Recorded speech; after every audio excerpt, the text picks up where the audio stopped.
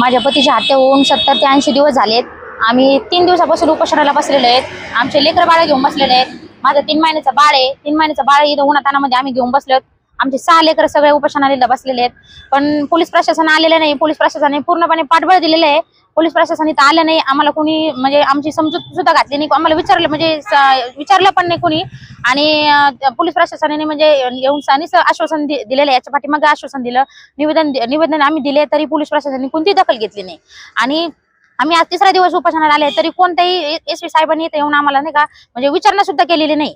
आमचं लेकरू लहान, माझं लेकरू 3 महिन्याचं लेकरू इथं उन्हामध्ये आहे, आणि जर माझ्या लेकरा बाळाला, माझ्या 3 महिन्याच्या बाळाला जर काही झालं, त्याला पूर्णपणे प्रशासन जबाबदार राहील, कारण प्रशासन कुठली दखल घेत नाही।